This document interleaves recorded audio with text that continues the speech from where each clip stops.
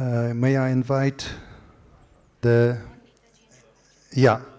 So the session will be on Netaji and he graduated from Vishva Bharat, Shantiniketan, and the University of Sussex, fellow at the Foundation for Indian Historical and Cultural Research. His books, Conundrum, Subhas, Bose's Life After Death, Bose, The Untold Story of an Inconvenient Nationalist, India, The Birth of a Republic, and The Bose Deception. His latest book is Many Shades of Saffron, decoding 100 years of Rashtriya Swayamsevak Sangha, thank you, have been national bestsellers. Wonderful. I'd like to introduce Aravindan Neelakandan, is a noted author. He co-authored the English non-fiction book Breaking India, a bestseller. He began by writing articles on science and Indology in Tinai.com. A columnist of UPI Asia, he continued writing for many Tamil portals and online magazines and serves as the mentor to the Sri Madurai.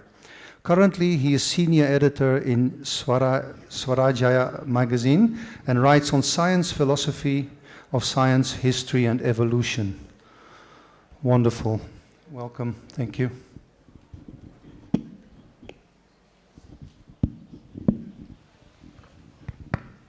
So, I will come to the topic directly. Yeah, I will come to the topic directly.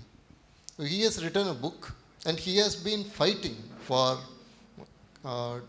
declassifying the documents on Subhas Chandra Bose. Subhas Chandra Bose is one of the greatest mysteries of Indian history in recent times, and he has been working on that.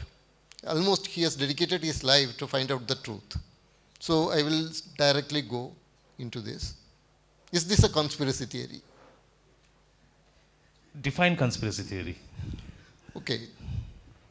Because I mean, various people ascribe different meanings to that phrase. Okay. Nehru, British government, Indian government, intelligence agencies throughout the world, they wanted to make sure that Bose remains dead. Or if Bose comes back, he should be caught. And that is why he was hiding and he was living. Is this what you are saying? The entire world was conspiring against Bose. I am playing devil's advocate. Okay. No, that's fine. I mean, you can play the devil's advocate and that helps me actually. But the thing is that we are starting at the tail end of the problem. Okay. So it will be, we'll have to go all around to explain that this thing, the problem. Well, is this a conspiracy theory? The short answer is no. It's not a conspiracy. I mean, what is the conspiracy theory? That he was alive. Is that what he was denoting as the conspiracy theory? As the entire world conspired to make sure that he didn't surface again. Yes, kind of. Not the entire world, but the factors combined. First thing first is, okay, for those who do not know or not aware of the story, so Netaji Subhas Chandra Bose, I don't need to introduce him, everybody knows about him. The story is conventional and the official story is that he died in a plane crash in Taiwan in 1945, 18th August 1945. So, as soon as the news was announced, there were several different kinds of reaction. Some people accepted it and a lot of people did not. They refused to believe. And there was, at that time, there was no internet or there was no social media and the news reportage was also very different.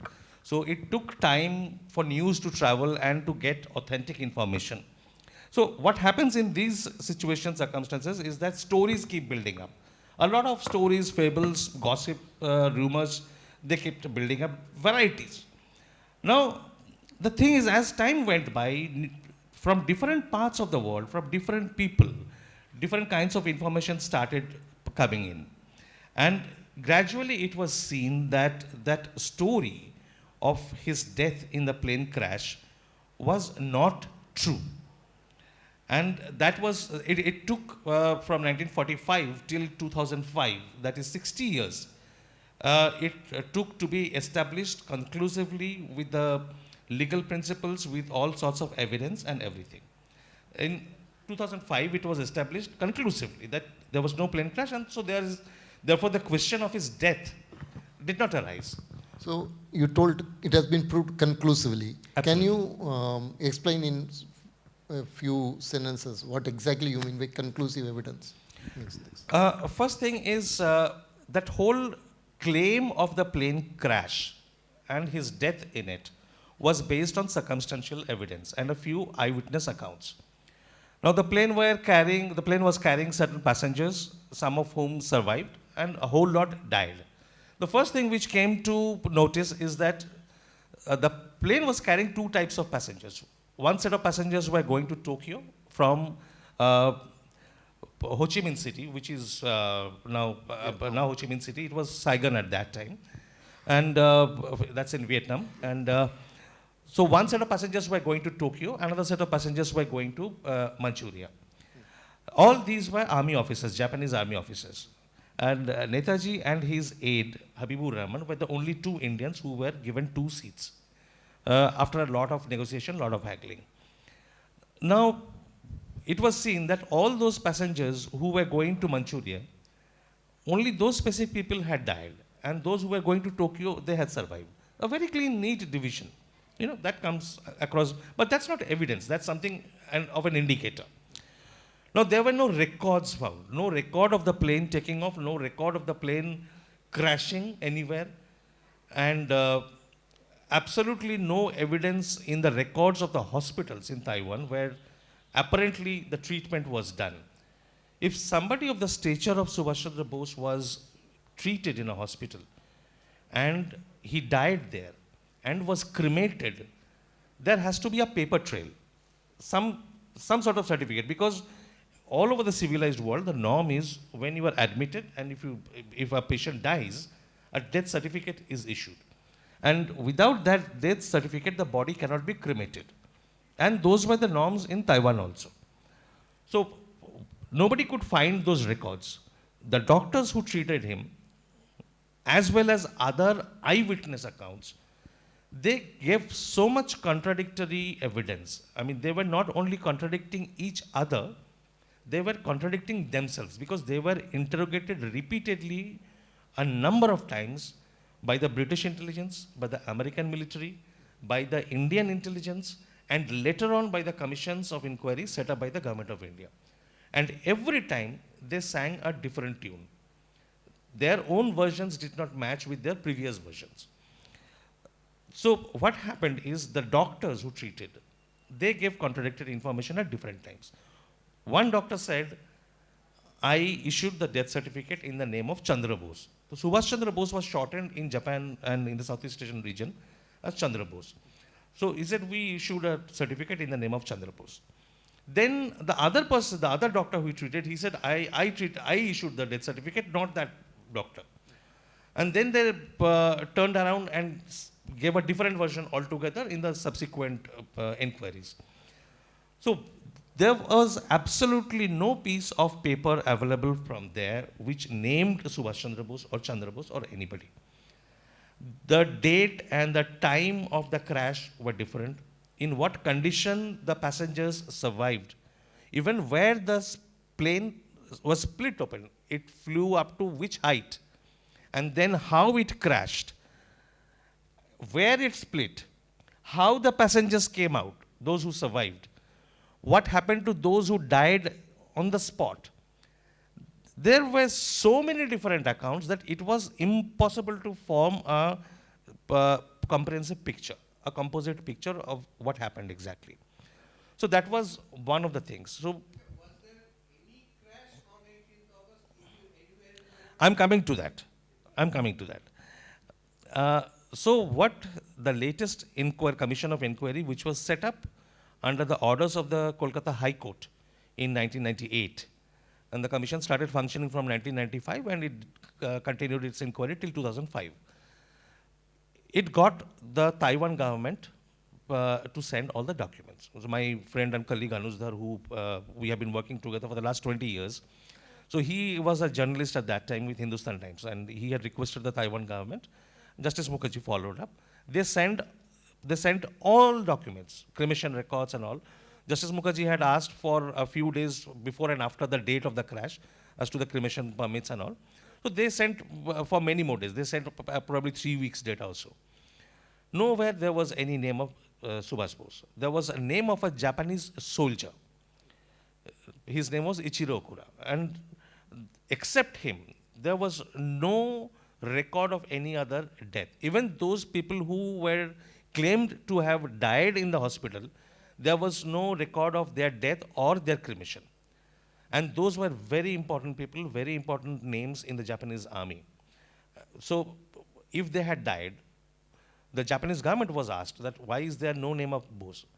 Japanese government said that at that time we thought it was best to keep his name secret so that there is no reaction amongst the allied forces who were coming down to capture Tokyo. And they had already taken over the European powers, the European countries. So we wanted to give those 3 days buffer period before we announced. That's fine. But then what kind of buffer period are 3 days? What was achieved in those 3 days, the Japanese government never explained. If you want to keep a secret, keep a secret. You keep a secret for 3 days, for what purpose?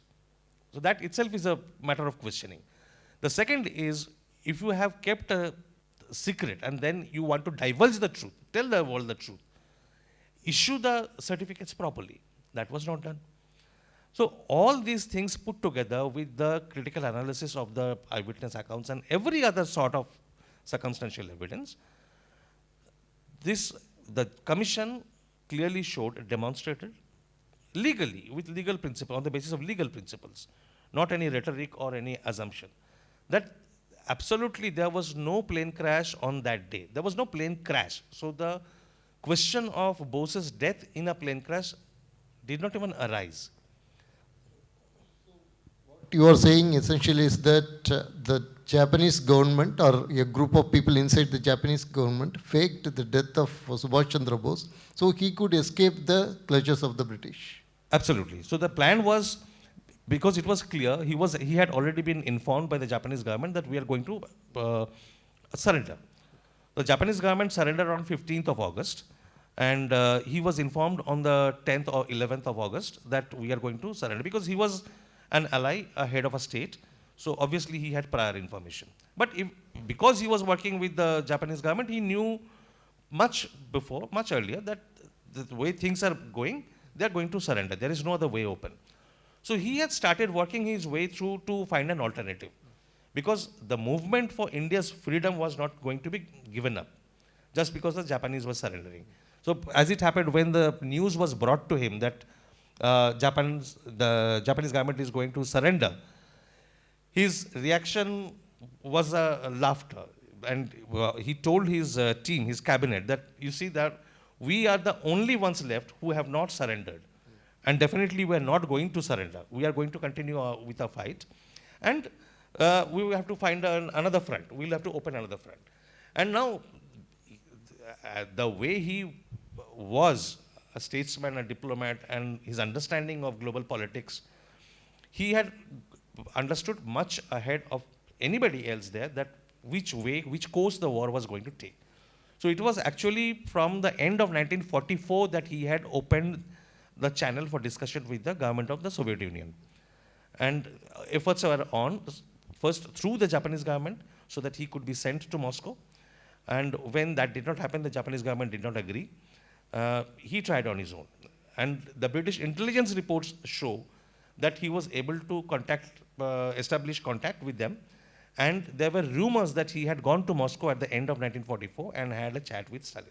So those were the rumors going on in Southeast Asia at the end of 1944. If that is true, then it clears a lot of doubts.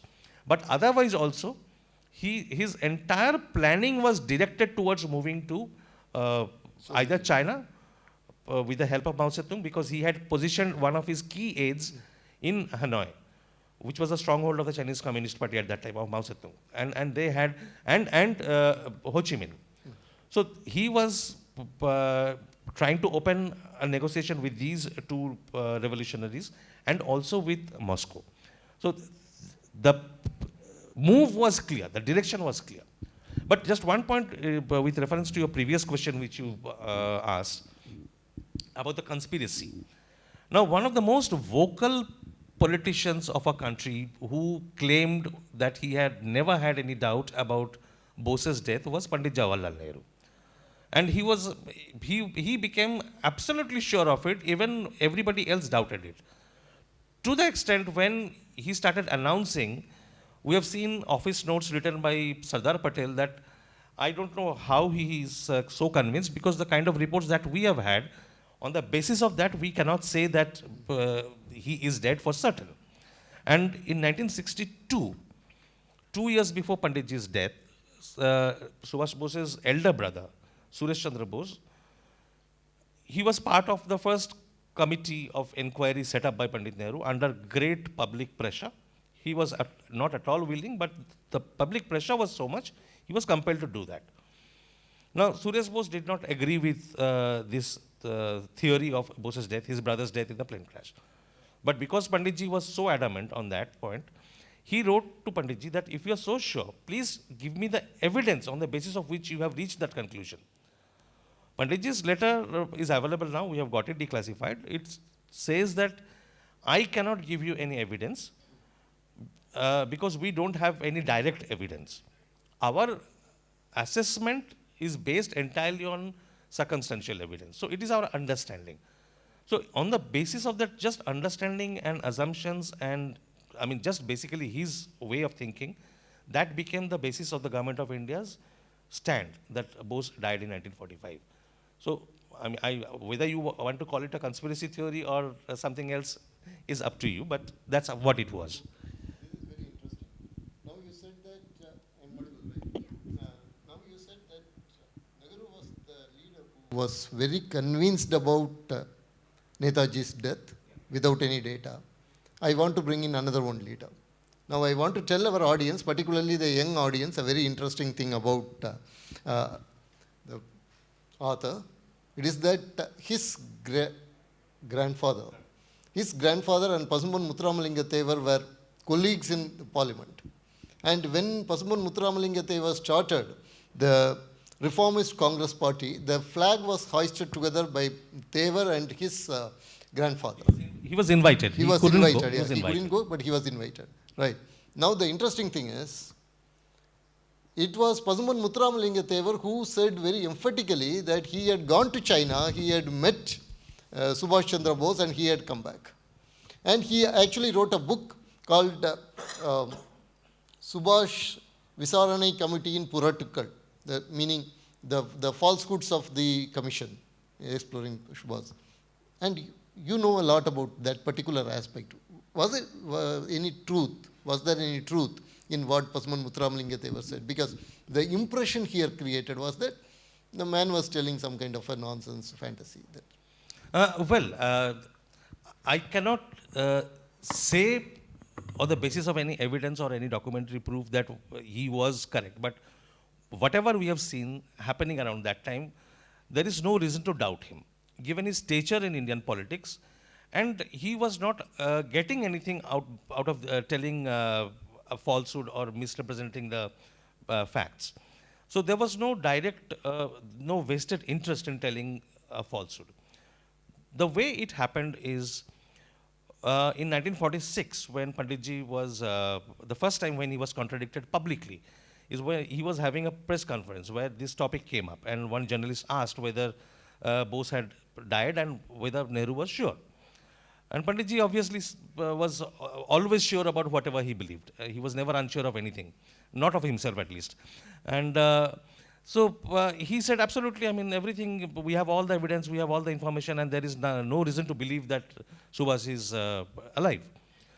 In that meeting, he was contradicted by an American journalist. His name was Alfred Waugh.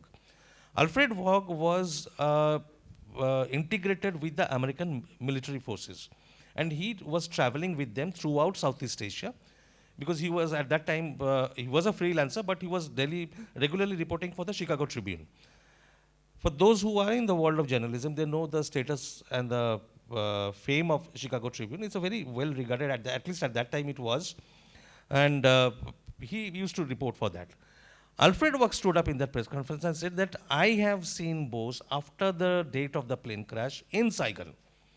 And I have heard credible stories from other army sources that he has been moving around in that region and the story of his plane crash is false. And Panditji, of course, I mean, whenever he was contradicted, he used to lose his cool, and this was no exception. And obviously, he threw a fit and insisted. But then, very soon, there was this citizens movement, which started from Kolkata. The Kolkata of late 1940s and the early 1950s was very different from what we know now. And they were genuinely interested to know what happened, and there was a huge movement that we need a proper judicial inquiry to find out what happened. Just the government statements are not satisfactory, and we have not seen any evidence. So we need a commission of inquiry, proper inquiry. Panditji said, what will you do with inquiry? I have said he has died, so he has died. So, I mean, why do you need any certificate or any other inquiry? But this thing went on increasing. Now, India's representative to the War Crimes Tribunal in Tokyo at that time, Dr. Radha Paul, he was very highly regarded in Indian judicial scenario and also in Tokyo after his report, which defended the Japanese actions. So the people decided that they will set up a commission with Dr. Radha Paul. Now, this news reached Pandit Nehru, and he was furious, and he wrote in a confidential letter. And these letters are all available. So whatever I'm saying can be cross-checked. I'm not making up a single sentence. That he did not like Radha Paul. For whatever reason, he had a strong dislike. And so he was irked by this proposal.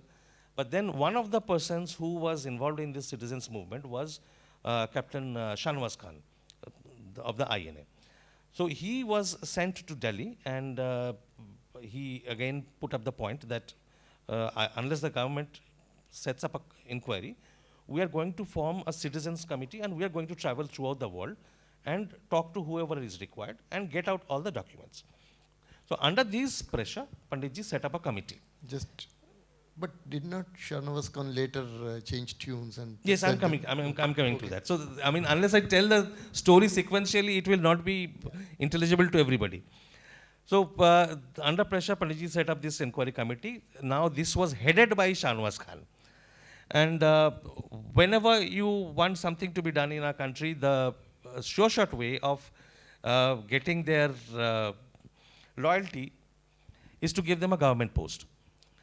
A high government post. So Shanwas Khan was inducted into the ministry, and first as a secretary to the railway minister, then railway minister himself, and so he was there.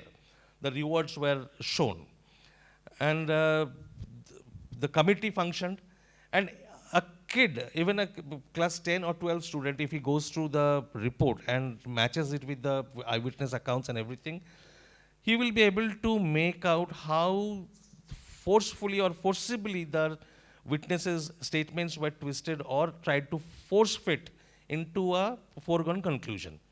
And the other members of this committee were Suresh Bose, Netaji's elder brother, and an administrative officer, Suresh Moitra, who was the administrator of the Andaman Islands, Andaman and Nicobar Islands. So obviously he was already a man of the governments, and he knew what the boss wanted. No problem with that. This committee called for witnesses. When they called, the number one witness was Mathurammalingam Thevar. And before he was to appear, he called a press conference and announced that this is what has happened. The truth is that Bose is alive. After the plane crash news came in, I had gone to Kolkata to meet Bose's other elder brother, Sarath Chandra Bose, and he had told me that Bose is somewhere in China. And that Sarath Bose told him is a fact which can be corroborated and verified, both from the family sources, and also Sarath Bose used to edit a newspaper called The Nation. Now, in 1949, a months before his death, a couple of months before his death, Sarath Bose put up front page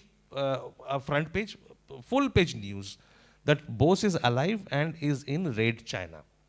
That was and all these together obviously took away the government's sleep. You actually gave a very interesting aspect of this particular thing. How he came to know that Bose was there. Can you tell that?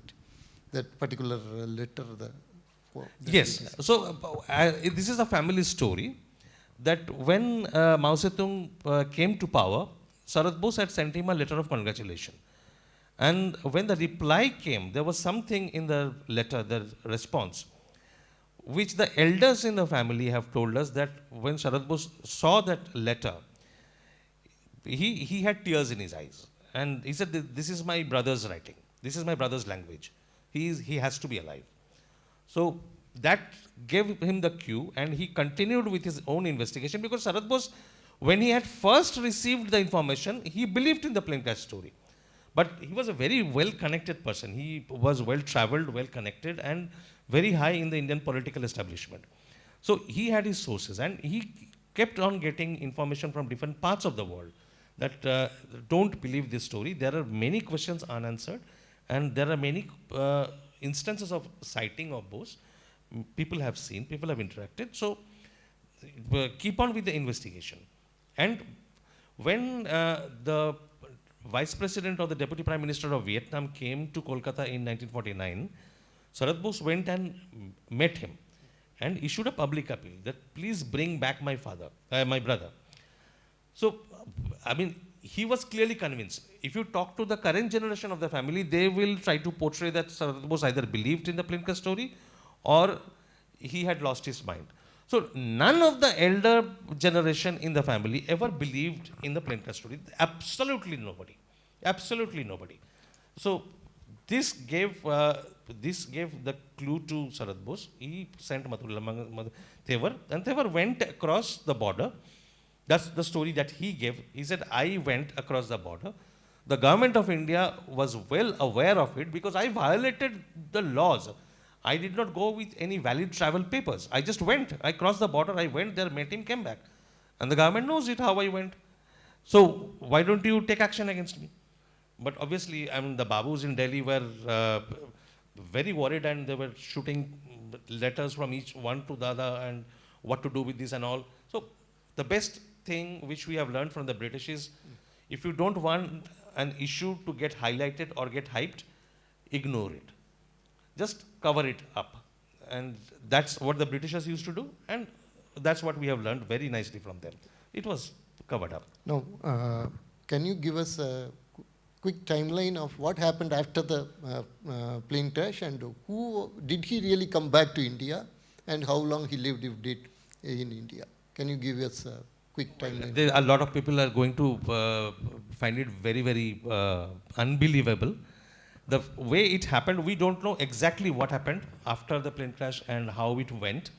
But the way we have been able to, whatever we have been able to reconstruct from different sources, very credible sources, documentary sources, and credible eyewitnesses, is that he went to Russia, he crossed over, he went to Manchuria where he was arrested, probably taken to the labor camp in Siberia where he was kept for some time and probably tortured for some time. And then he helped the Russian government, he helped Stalin in some geopolitical project which he was finding very difficult to handle.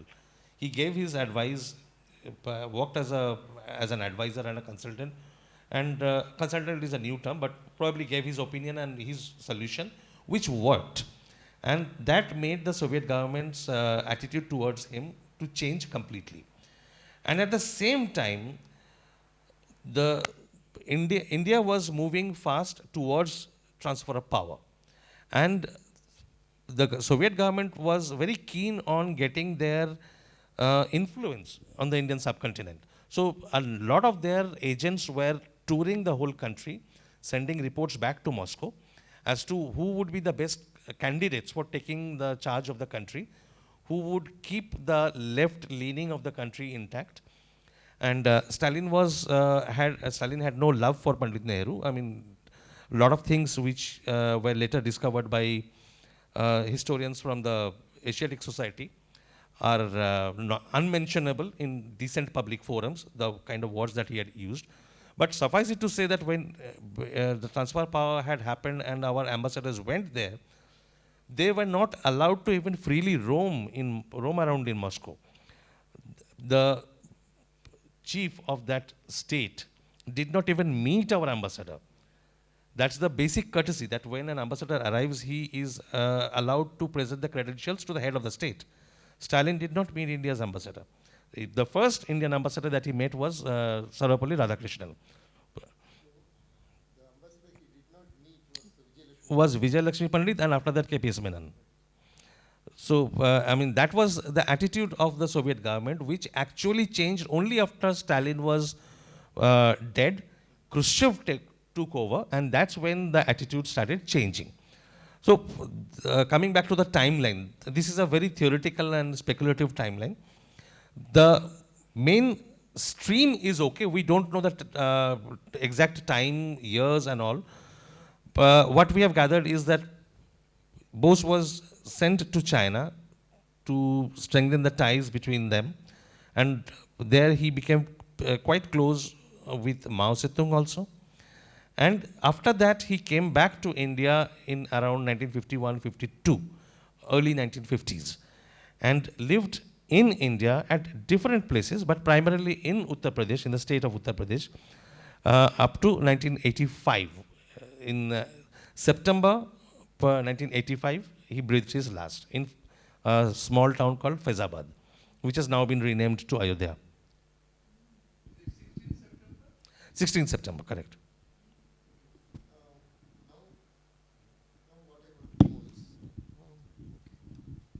Thank you. Now, what I want to know essentially is that we talked about Subhas Chandra Bose being close to Germany, being close to Japan, being close to Soviet Union, being close to Mao Zedong. The common denominator in all this is they were all kind of totalitarian regimes. Is there something in the worldview of Subhas Chandra Bose that aligned himself with the totalitarian regimes? Was he kind of anti-democrat? That is propaganda that is being used against Subhas Chandra Bose all the time. So. Yes, I mean that is a propaganda which has been going on since the time of transfer of power, and it has served the party in power very well, because that kind of narrative is always required to run down your opponent, and at that time, from that time, he was always the main opponent who could challenge the authority, not only of Panditji, but he was. We have to remember one thing when we are discussing all this, is that Subhas Bose is the only person in modern Indian history who electorally defeated Mahatma Gandhi. They did not contest directly, but in the presidential contest for the Congress in 1939, Gandhiji set up his own candidate as a dummy. And he was honest enough to admit when Pattavi Sitaramaiah was defeated, that Pattavi's defeat is my defeat. So Subhas Bose was the only person who could garner that kind of support throughout the country to even electorally defeat Gandhiji. Gandhiji was already a demigod. He was a divinity already. And Mahatma, that he had to be called Mahatma, was already announced in gazette notifications by the provinces where Congress government had taken over, that they must call him Mahatma. And which basically means that if he becomes Mahatma exclusively, then there is no other Mahatma in India. So India was robbed of all her previous Mahatmas and subsequent Mahatmas because we have to have only one. And now there is a huge fight going on because one of the schemes, the name Mahatma has been removed. So Bengal is up in arms. This is Bengal's insult. So anyway, I mean, that apart. This whole discussion has to be, that has to be kept in the back of your mind, that we are talking about that kind of stature. Totalitarianism, it would amuse you. I don't know how many of you have read about this. Mahatma Gandhi was described by Sardar Patel as the Hitler of India. Okay, so it was very nice to say all those until Subhas Bose suddenly appears in the scene. Until you have to deal with such an inconvenient. It's with a lot of thought that I named the biography of Subhas Bose as the inconvenient nationalist. Because he was inconvenient to everybody. He had his own ways, ideas of thinking. Yeah, I will come to that later. And then when totalitarianism, who were the Democrats? The British were the Democrats.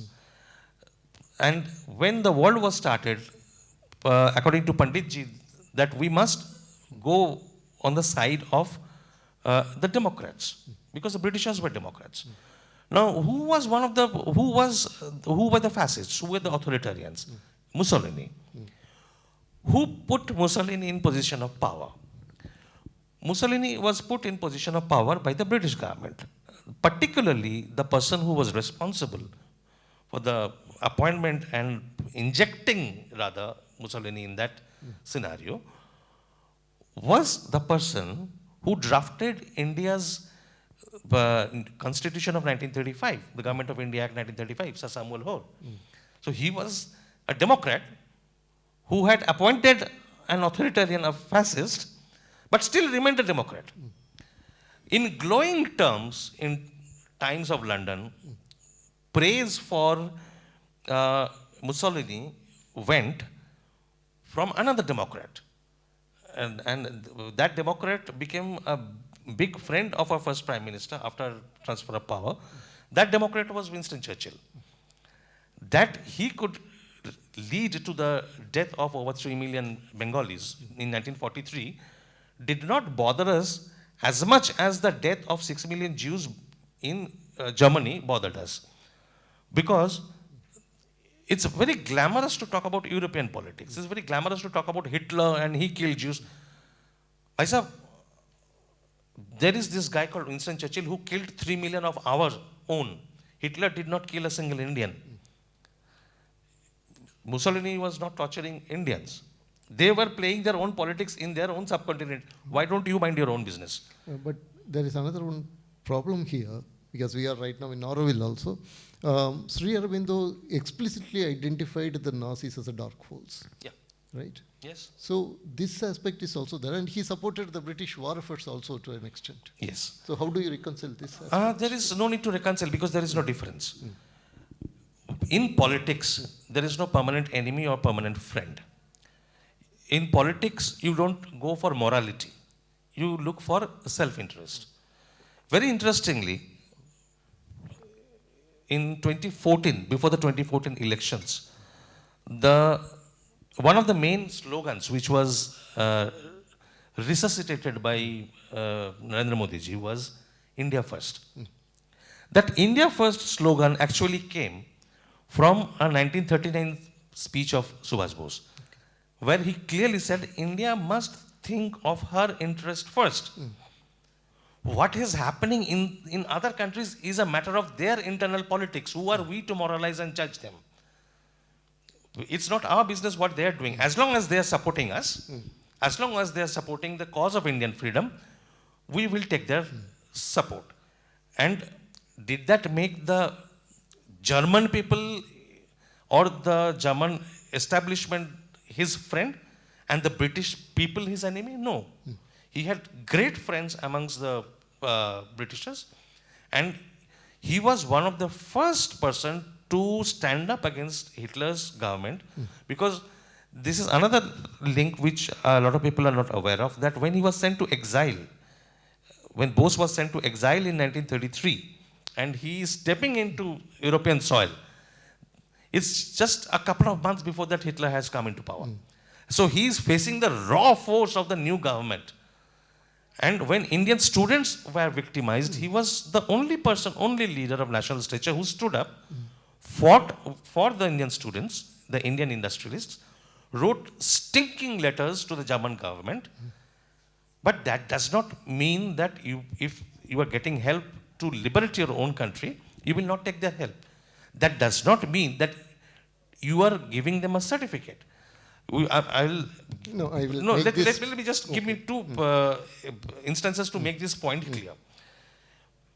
The two political personalities of recent times who died horrible deaths, who were killed horribly, was the dictators of Iraq and Libya, Muammar Gaddafi and Saddam Hussein. Now, we have all seen smiling photos of Indira Gandhi, Prime Minister Indira Gandhi, shaking hands with Muammar Gaddafi and Saddam Hussein. does that put her into the category of Saddam Hussein and this thing? No, because time is also getting, we have only 5 minutes. I just want to be very quick, very, 10 minutes. Thank you so much. You are a lifesaver. So, the point I want to come out very clearly is that that Subhas Chandra Bose never endorsed the racist Nazi policies. He was just using the system to get independence for India. He was absolutely opposed to the Nazi policies, right? Yes, because you mentioned the Sri Totalitarian. Aurobindo, Okay. that how do we reconcile? Now, Subhas Bose was taking help from the Germans and the Italians. Now, what was his real thoughts about the German regime at that time?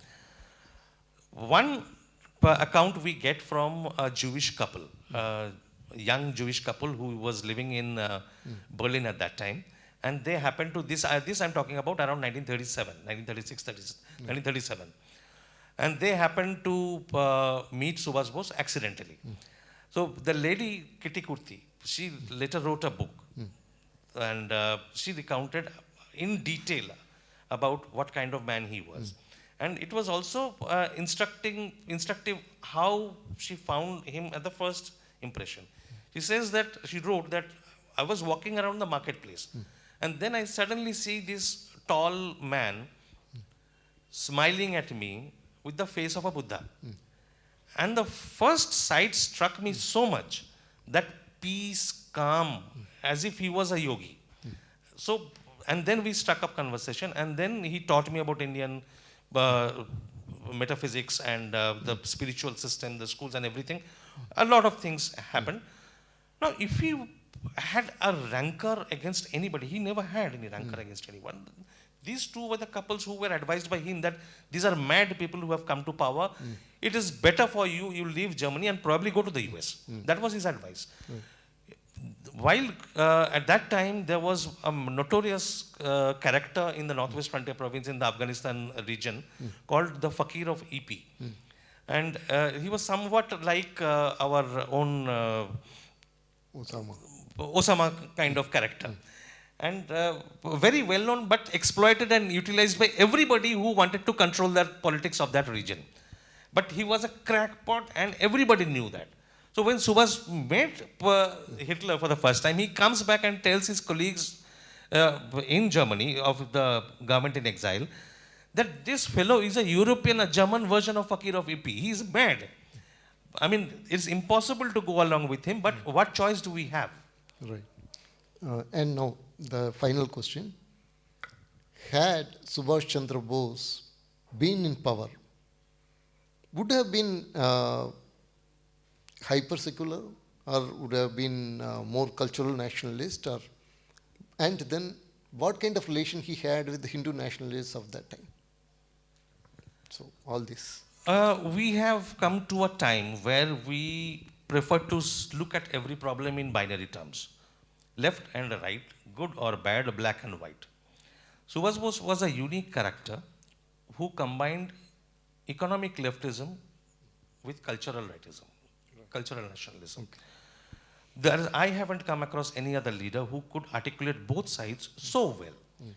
He was grounded in Indian traditions so much that if you look at, read his early speeches of 1920s and 30s, particularly the Bengali speeches, he would end his speeches with the invocation of the motherland in Sanskrit, borrowed from the literature of Bengal, and in glowing terms. I mean, those words, if used today in public discourse by any politician, the first thing you will say, this fellow is communal. And yet, Subhas was one of the most trusted by the religious minorities in this country, and which everybody aspired, which everybody wanted to achieve, but nobody could. He, in 3 years, demonstrated to the world what is possible, what kind of India it is possible to build, where trust and love is the basis, where talking about our 5,000-year-old traditions does not make you a fundamentalist, does not make you a communalist, does not make you a Hindutvavadi. because this is something that you are proud of, and you should never be hesitant about it.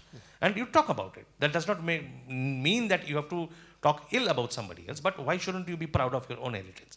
And he brought that lesson back to his own family, to his own individual capacity. He was one of the, show me one leftist politician of today who would carry a Bhagavad Gita in his pocket and a Japmala with him all the time. Show me a leftist politician who writes back to his family that the kids in my family must learn Ramayana and Mahabharata, because as I grow older, I realize that Mahabharata and Ramayana are the basis of Indian civilization. So you write about these things, and you will be branded today in today's binary politics. But I'll just take 1 minute to draw the link, because what we have not done, we have talked about everything, we have not drawn the link between Subhas Bose and Sri Aurobindo, and why it is important. The link runs thus, that when Subhas Bose as a kid comes to Kolkata from Cuttack to take admission in Presidency College, that is when Aurobindo's aura is, this is 1912, so Sri Aurobindo has left Bengal, but his aura is still so strong. And among the student community, it's discussed in many ways. The person who got Sri Aurobindo out of incarceration, out of jail, from Presidency Jail in 1908, was Chittaranjan Das. Chittaranjan Das became Subhas's political mentor. Okay. So there was a direct connect. Subhas's closest friend, Dilip Roy, was one of the earliest initiated to the ashram by Sri Aurobindo. And he was, yes, Dilip Kumar. And he was the direct connect between Sri Aurobindo and Subhas, because they never talked to each other. All efforts to bring back Aurobindo to Bengal politics failed. The only person he replied to, he even bothered to reply, Sri Aurobindo, was Chittaranjan Das. When he requested through Bahrain, he sent a reply explaining his thing. He did not bother to reply to Gandhiji or anybody who requested. The thing is that Subhas's decision to quit the civil service, he drew the inspiration from Sri Aurobindo, and it is not widely known. He was a big follower of Swami Vivekananda and Ramakrishna tradition. But even after that, he says the interpretation that was given of the philosophical problems by Sri Aurobindo, there was something refreshing about it. And helped me solve my own critical problems, which the other schools or traditions were not able to. I mean, even keeping in mind his huge respect for Ramakrishna and Vivekananda, he gives. And he said in the Indian pilgrimage that Sri Aurobindo goes even deeper than Vivekananda. Yes, he said that. He said that. Then he chose the path of karma sannyas. That's where his path deviates. Even at that time, his metaphysical problems, he is asking Dilip to take to Sri Aurobindo. That when I am doing my sadhana, I am conflicted between Shiv, Kali and Krishna. Who is my Ishtadevata? How do I know? Dilip brings the problem to Sri Aurobindo. Sri Aurobindo gives a response. And that's how it continues. In public, in 1927, he launches a scathing attack on Sabarmati and Pondicherry, Subhas Bose. And why?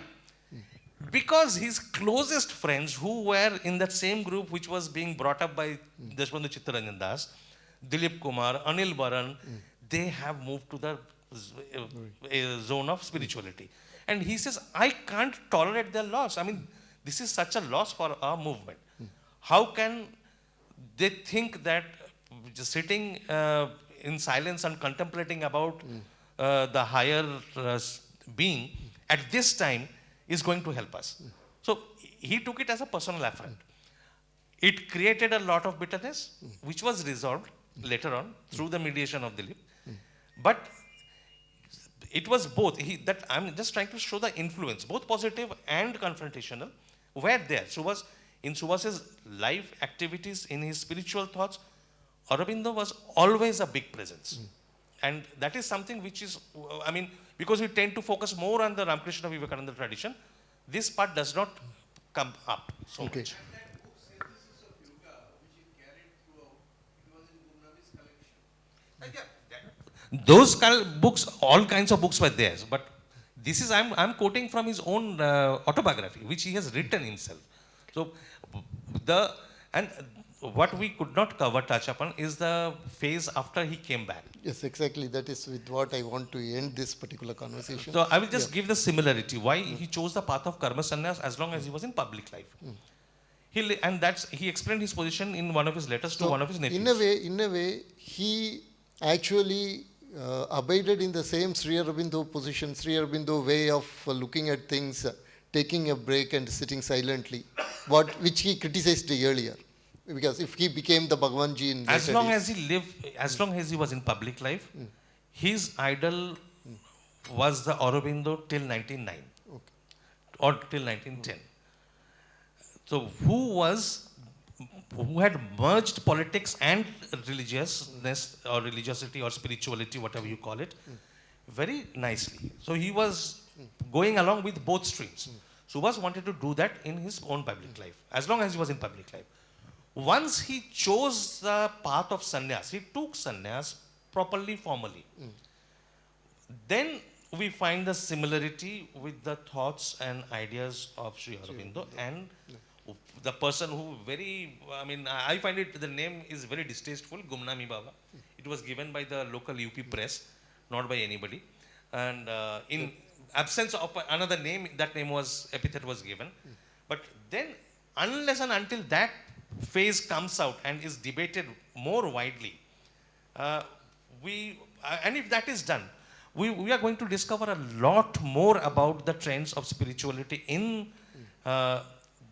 the Indian freedom struggle and post-independence India, and how this man was a remarkable, phenomenal character. And I have seen no evidence, but from a very credible, very old source, I have been told that as long as Sri Aurobindo lived, there was no connection. But with mother, there was a re-establishment of the connection. And probably he made a visit in great secrecy. Okay, so in that way, the cycle was complete for Subhash Chandra Bose. And most probably, he was the best prime minister we never had. Okay, with that, we will end.